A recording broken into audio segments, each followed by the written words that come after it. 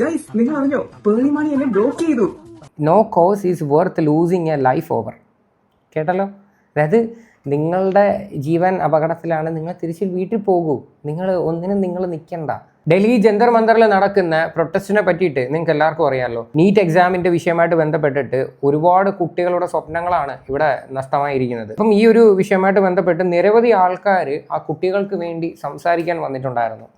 പക്ഷെ ഇവിടെ എന്നെ അതിശയപ്പെടുത്തിയ വേറെ ഒരു സംഭവം ഞാൻ കണ്ടിട്ടുണ്ടായിരുന്നു. പേളി മാണിയുടെ ഒരു പോസ്റ്റ്.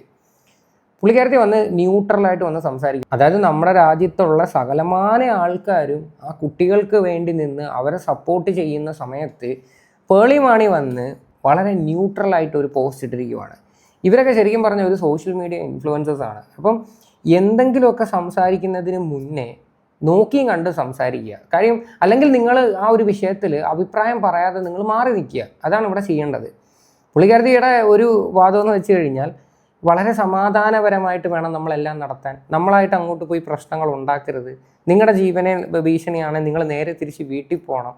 എന്നിട്ട് വീട്ടിൽ ചെന്ന് നിങ്ങൾ സമാധാനപരമായിട്ടിരിക്കണം. നിങ്ങൾ ഒരു കാരണവശാലും നിങ്ങൾ പ്രതിഷേധിക്കരുത്. ഇന്നൊക്കെയുള്ള രീതിയിലാണ് പുള്ളിക്കാരത്തി പറയുന്നത്. അതായത് ഒരു സ്റ്റാൻഡും ഒരു നിലപാടും ഇല്ലാത്ത ഒരു വ്യക്തിയായിട്ടാണ് എനിക്ക് പേളി മാണിയുടെ ഈ ഒരു പോസ്റ്റ് കണ്ടപ്പം തോന്നിയത്. വളരെ പുച്ഛം തോന്നുന്നുള്ള കാര്യം പറയാതെ, സത്യം പറഞ്ഞാൽ ആ രഞ്ജിനി ഹരിദാസിനെ, ആ ജാൻമണിയുടെ കേസ് പറയാതിരിക്കാൻ പറ്റത്തില്ല. സകലമാന ആൾക്കാരും ജാൻമണിയെ ട്രോൾ ചെയ്യുന്നൊരു വ്യക്തിയായിരുന്നു അല്ലേ. അതായത് ഒരു ട്രോൾ മെറ്റീരിയൽ ആയിരുന്നു അവർ. പക്ഷെ അവർ ഇതിനു വേണ്ടി സ്റ്റാൻഡ് ചെയ്ത് സംസാരിക്കുന്നു എന്നൊക്കെ പറയുമ്പോൾ അവരോടൊക്കെ നമുക്ക് ഭയങ്കര റെസ്പെക്റ്റാണ് തോന്നുന്നത്. പക്ഷെ നിങ്ങളൊക്കെ ഒന്ന് ആലോചിച്ച് നോക്കി, എത്ര മില്യൺ ഫോളോവേഴ്സ് ഉള്ള ഒരു വ്യക്തിയാണ്. ഇത് നിങ്ങളുടെ ഭാഗത്ത് നിന്ന് ഇങ്ങനെയൊക്കെ വരുവാന്ന് വെച്ച് കഴിഞ്ഞാൽ വേറൊരു കാര്യം കൂടി ഉണ്ട്.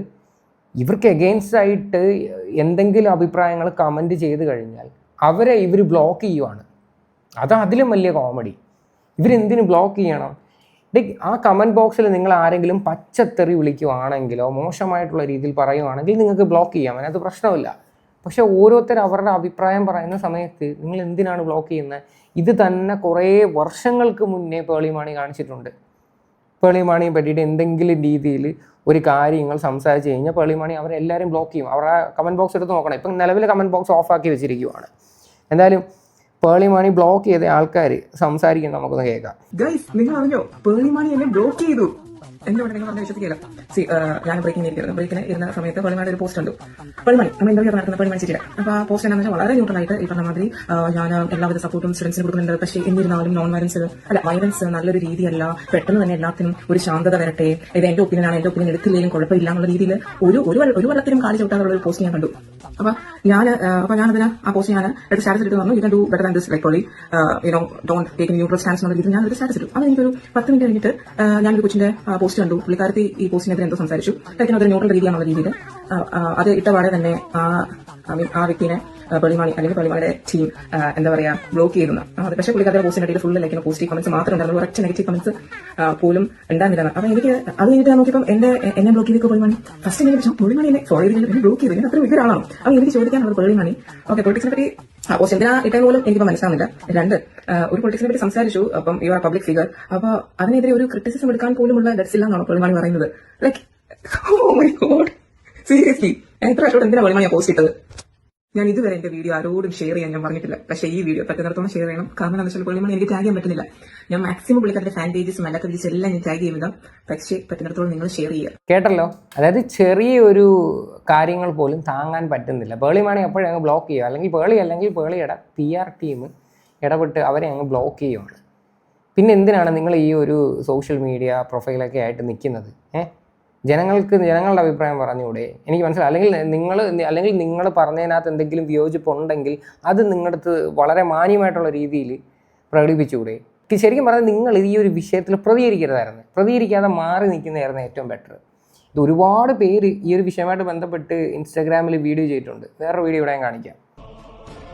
എല്ലാവരെയും സൂചിപ്പിച്ചുകൊണ്ട് ആരുടെയും വെറുപ്പ് സമ്പാദിക്കാതെ പറയാൻ പറ്റുന്ന ഏറ്റവും സേഫായ വാക്കാണ് പ്രേ ഫോർ പീസ്.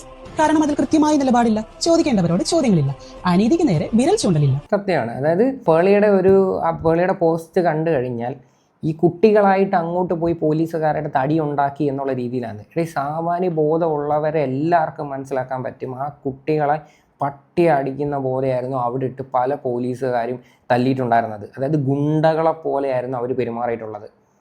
വളരെ സമാധാനപരമായിട്ടാണ് അവരവിടെ പ്രൊട്ടസ്റ്റ് നടത്തിയത്. പക്ഷേ പോലീസുകാരൊക്കെ എന്താ ചെയ്തത്? വലിച്ചഴച്ചുകൊണ്ടായിരുന്നു പോകുന്നത്. അതിൽ പേളി പറഞ്ഞിരിക്കുന്ന രീതി എന്ന് വെച്ച് കഴിഞ്ഞാൽ, നിങ്ങൾ സമാധാനപരമായിട്ട് നിങ്ങൾ വീട്ടിൽ പോകൂ, വീട്ടിൽ പോയിട്ട് നിങ്ങൾ സേഫായിട്ടിരിക്കൂ. അപ്പോൾ ഇങ്ങനെയൊക്കെയുള്ള പ്രശ്നങ്ങളൊന്നും വരുമ്പോഴത്തേക്ക് പ്രതിഷേധിക്കണ്ടേ, സംസാരിക്കണ്ടേ? ഇതാണോ ഇതിനകത്ത് ചെയ്യേണ്ടത്? അങ്ങനെ പല ആൾക്കാരും പ്രതികരിച്ചതിൻ്റെ പേരിലാണ് നമ്മളൊക്കെ ഇന്ന് ഇവിടെ ഇരിക്കുന്നത്. ഉള്ള കാര്യം പറയാമല്ലോ, ഇന്ത്യക്ക് വേണ്ടിയിട്ടൊക്കെ സ്വാതന്ത്ര്യത്തിന് വേണ്ടി എന്തോരം അടികൊണ്ടും എന്തോരം കഷ്ടപ്പെട്ടും എല്ലാ കാര്യങ്ങളും നിങ്ങൾക്ക് അറിയാമല്ലോ പല ആൾക്കാരും. ഇപ്പം പേളിയെ ശരിക്കും പറഞ്ഞാൽ എനിക്ക് പുച്ഛമാണ് തോന്നുന്നത്. നിങ്ങൾ ഇത്രയും വലിയൊരു പ്രൊഫൈലിൽ നിൽക്കുന്ന ഒരു വ്യക്തി ഈ രീതിയിലാണോ വന്ന് സംസാരിക്കേണ്ടത്? വളരെ ന്യൂട്രലായിട്ട്. പക്ഷെ ഒന്നോർക്കണം, ചോര മണക്കുന്ന മണ്ണിൽ വീണുപോയ പാവം മനുഷ്യരുടെ ജീവന് മുന്നിൽ നിൽക്കുമ്പോഴല്ല പ്രാർത്ഥന മാത്രം കൊണ്ട് മതിൽ പണിയേണ്ടത്. അവകാശങ്ങൾക്ക് വേണ്ടി ഒരു നാട് മുഴുവൻ തെരുവിൽ ചോര ചിന്തുമ്പോൾ, അധികാരവർഗം ജനങ്ങൾക്ക് മേലെ അടിച്ചമർത്തൽ തുടരുമ്പോൾ എനിക്ക് ആരുടെയും ഭാഗം പിടിക്കാൻ വയ്യ എന്ന് പറയുന്നത് നിഷ്പക്ഷതയല്ല, അത് അനീതിക്ക് നൽകുന്ന പരോക്ഷമായ പിന്തുണയാണ്. യഥാർത്ഥ സമാധാനം എന്ന് പറയുന്നത് ഒരു കുറ്റവാളിയോട് അയ്യോ ഇനി ആക്രമിക്കരുതെന്ന കേണപേക്ഷിക്കലല്ല, ഇരയ്ക്ക് നീതി കൊടുക്കലാണ്. തെരുവിൽ കണ്ണീർവാതകവും ലാത്തിചാർജും ഏറ്റുവാങ്ങുന്ന വിദ്യാർത്ഥികളുടെയും പൗരന്മാരുടെയും ചോദ്യങ്ങൾക്ക് മറുപടി കിട്ടുമ്പോഴാണ് സമാധാനം ഉണ്ടാകുന്നത്. അല്ലാതെ കോടാനുകോടി ഫോളോവേഴ്സ് ഉള്ള സോഷ്യൽ മീഡിയ പേജിൽ സുന്ദരമായ വാക്കുകളിൽ ഡിപ്ലോമാറ്റിക് ലെറ്റർ ടൈപ്പ് ചെയ്ത് വെക്കുമ്പോഴല്ല. മില്യൺ കണക്കിന് ആളുകൾ കേൾക്കുന്ന ശബ്ദമുള്ളവർ സത്യം പറയാൻ മടിക്കുമ്പോൾ, നിശബ്ദത പാലിക്കുമ്പോൾ അതിനെ സമാധാന ശ്രമം എന്ന് വിളിക്കരുത്. കാരണം നീതിയില്ലാത്ത സമാധാനം എന്നത് വെറും ഒരു വഞ്ചനയാണ്. നിശബ്ദതയല്ല സമാധാനം, നീതിയാണ് സമാധാനം. അതെ, എന്തെങ്കിലുമൊക്കെ നമ്മൾ നേടണമെങ്കിൽ നമ്മൾ അതിന് വേണ്ടി ഇറങ്ങണം. നമ്മൾ മാക്സിമം നമ്മൾ ആ ഒരു വിഷയത്തിൽ വോയിസ് റൈസ് ചെയ്യാതെ ഒന്നും ഇവിടെ നടക്കാൻ പോകുന്നില്ല. ഇവിടെ ഇത്രയും കുട്ടികൾ അവരുടെ കൺസേൺ ആണ് പറയുന്നത്. എത്രയോ ആൾക്കാർ എത്ര കുട്ടികൾ മരണപ്പെട്ടു. രാവും പകലും ഇല്ലാതെ കഷ്ടപ്പെട്ട് പഠിച്ച കുട്ടികളുടെ ഭാവി നിങ്ങളൊന്ന് ആലോചിക്കും. അപ്പം ഇതിനൊക്കെ ഒരു പരിഹാരം ഉണ്ടാവാൻ വേണ്ടിയിട്ടാണ് സകലമായ ആൾക്കാരും ഈ വിഷയത്തിൽ പ്രതിഷേധിക്കുന്നതും അവർക്ക് വേണ്ടി നിൽക്കുന്നതൊക്കെ ചെയ്യുന്നത്. ആ രഞ്ജിനി ഹരിദാസിൻ്റെയൊക്കെ ഒരു വീഡിയോ ഉണ്ട്, അത് ഞാൻ നിങ്ങൾക്ക് കാണിച്ചു തരാം. അതിന് മുന്നേ ഞാൻ പേളിയിട്ട പോസ്റ്റ് ഞാനിവിടെ വായിച്ചു തരാം. ഞാൻ ഒരൊറ്റ പേജ് മാത്രമേ വായിക്കുന്നുള്ളൂ. അതിനകത്ത് തന്നെ നിങ്ങൾക്ക് ഏകദേശം കാര്യങ്ങൾ കിട്ടും. The past few days have been painful and they have forced all of us to pause and reflect. We have witnessed the strength, unity and determination of the young people of our country.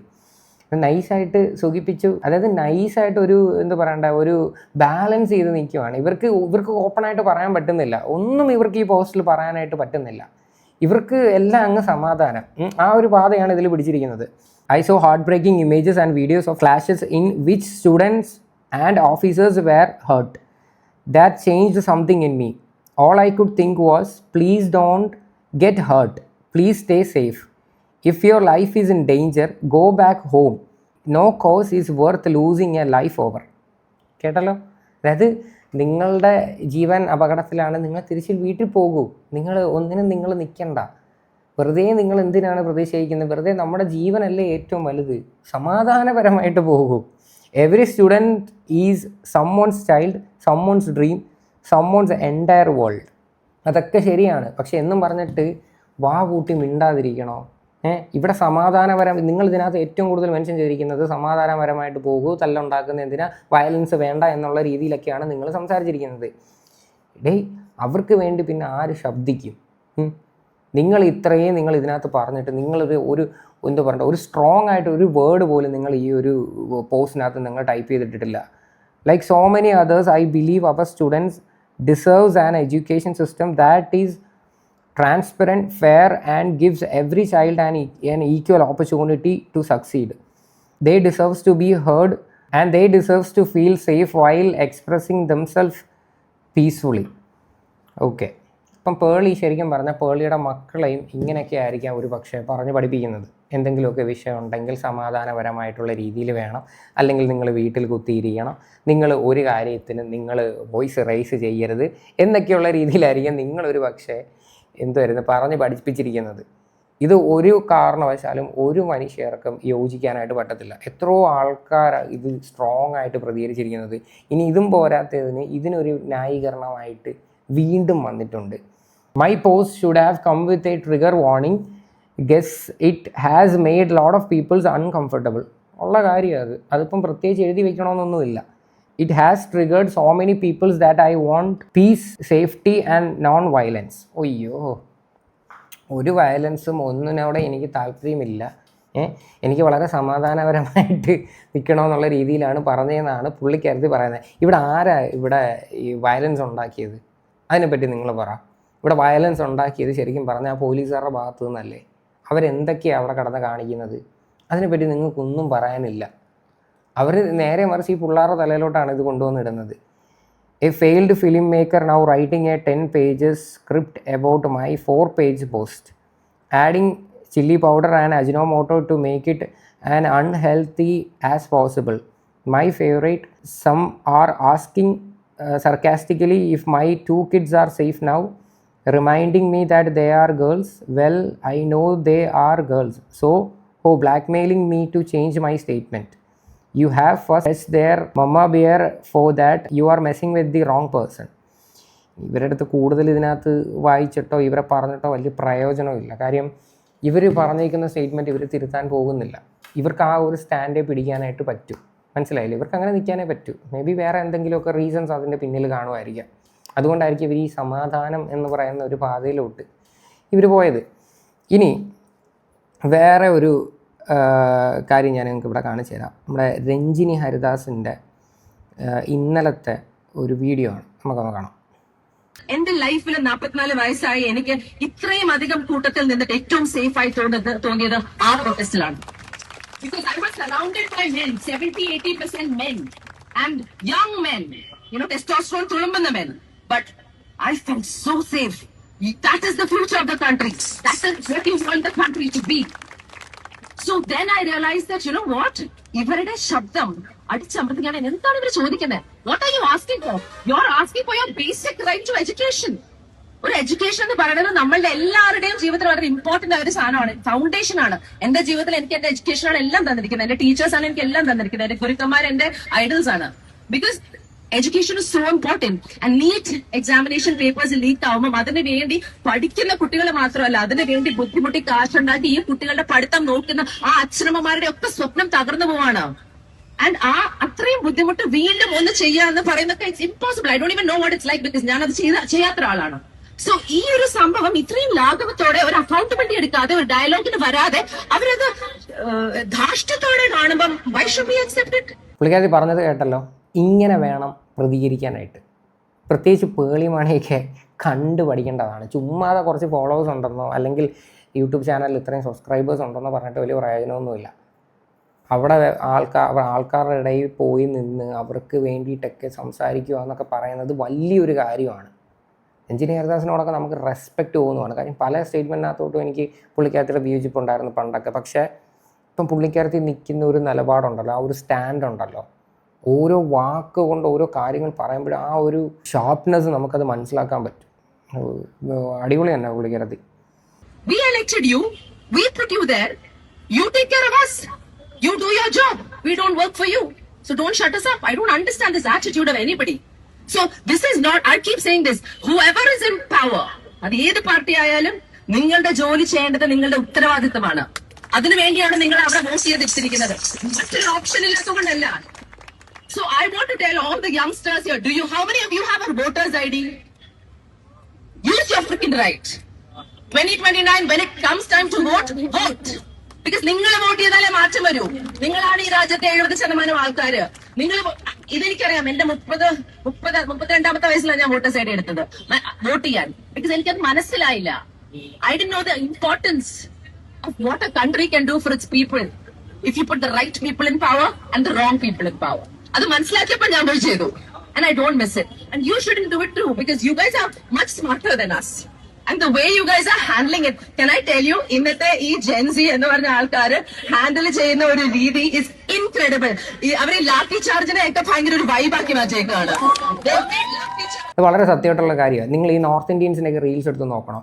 അവരൊക്കെ ഓരോ പോലീസുകാരൊക്കെ അടുത്തിരുന്നിട്ട് പല പല പാട്ടുകൾ ഇട്ടിട്ട് നല്ല reels എടുക്കുകയാണ്. അവർ പ്രത്യേക ഒരു വൈബ് ക്രിയേറ്റ് ചെയ്ത്. കാര്യം അവരായിട്ട് അവിടെ വയലൻസ് ഉണ്ടാക്കിയിട്ടില്ല. അത് വളരെ സത്യമായിട്ടുള്ളൊരു കാര്യമാണ്. അവരത് മാക്സിമം ഫണ്ണാക്കി അവരുടെ ഒരു എൻജോയ്മെൻറ്റ് എന്നുള്ള രീതിയിൽ പല പല കാര്യങ്ങൾ, നിങ്ങൾ കുറേ റീൽസ് ഇൻസ്റ്റാഗ്രാമിലുണ്ട്, നിങ്ങൾ തപ്പിക്കഴിഞ്ഞാൽ നിങ്ങൾക്ക് അത് കാണാൻ പറ്റും. അപ്പോൾ അതിൻ്റെയൊക്കെ ഇടയ്ക്കാണ് ഇപ്പോൾ ഇവർ വന്നിട്ട് ഇങ്ങനെയുള്ള രീതിയിലൊരു പോസ്റ്റ് ഇട്ടിരിക്കുന്നത്.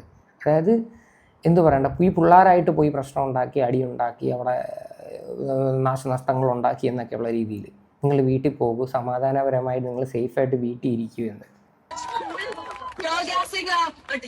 First time experience. ഒരു പ്രൊട്ടസ്റ്റ് മര്യാദയ്ക്ക് നടത്താൻ പറ്റിയിരുന്നെങ്കിൽ, ഫർഗെറ്റ് ദ പ്രൊട്ടസ്റ്റ്, അതിനു മുമ്പ് ഒരു കോൺവെർസേഷൻ, ഒരു ഡയലോഗിന് ഇവര് വന്നിരുന്നെങ്കിൽ ഒരു പക്ഷേ അങ്ങോട്ടും ഇങ്ങോട്ടും വിട്ടുവീഴ്ചകളൊക്കെ ഉണ്ടായേനെ. ഇനി ആ വിട്ടുവീഴ്ച ഉണ്ടാവോ? ബിക്കോസ് അടിച്ച് പപ്പടമാക്കി ആണ് ഈ കൊച്ചുങ്ങളെ മാറ്റിയിരിക്കുന്നത്. അതും യൂണിഫോമിൽ ബാഡ്ജ് നെയിംസ് ഇല്ലാത്ത ആൾക്കാര്, യൂണിഫോം ഇല്ലാത്ത ആൾക്കാര്, ഗുണ്ടകളാണ് അവിടെ. ഇതൊന്നും നിങ്ങളെ കാണിച്ചു തരുന്നില്ല മെയിൻ സ്ട്രീം മീഡിയ. കേട്ടല്ലോ, അവിടെ അത്രയും രീതിയിലാണ് ആ പിള്ളേരെ അവർ അറ്റാക്ക് ചെയ്തിട്ടുണ്ടായിരുന്നത്. അതിനെ പറ്റിയിട്ടൊന്നും ഇവിടെ സംസാരിക്കണ്ട. എന്തായാലും ഈ കുട്ടികൾക്ക് വേണ്ടിയിട്ട് ഇത്രയും സംസാരിക്കുകയും കൂടെ നിൽക്കുകയൊക്കെ ഓരോ ആൾക്കാർ ചെയ്യുന്നത് കാണുമ്പോൾ അവരോടൊക്കെ ഭയങ്കര റെസ്പെക്റ്റാണ് തോന്നുന്നത്. ഒരു നമുക്ക് ആർക്കും ചെയ്യാൻ പറ്റാത്തൊരു കാര്യം അവരൊക്കെ അവിടെ പോയി നിന്ന് അവർക്ക് വേണ്ടി ചെയ്യുന്നത് വലിയൊരു കാര്യമാണ്. ഒരുപാട് പേരുടെ സ്വപ്നങ്ങളും പ്രതീക്ഷകളുമാണ് ശരിക്കും പറഞ്ഞാൽ നഷ്ടപ്പെട്ടത്. എത്രയോ കുട്ടികൾ ആത്മഹത്യ ചെയ്തു. ഇനിയെങ്കിലും ഇതിനൊരു പരിഹാരം ഉണ്ടായില്ലെങ്കിൽ അത് ഭയങ്കര മോശപ്പെട്ടപ്പോഴുള്ളൊരു കാര്യമാണ്. എന്തായാലും ഈ ഒരു വിഷയമായിട്ട് ബന്ധപ്പെട്ട് നിങ്ങളുടെയൊക്കെ അഭിപ്രായങ്ങൾ എന്താണെന്ന് വെച്ചാൽ നിങ്ങൾ തീർച്ചയായിട്ടും കമൻറ്റ് ചെയ്യുക.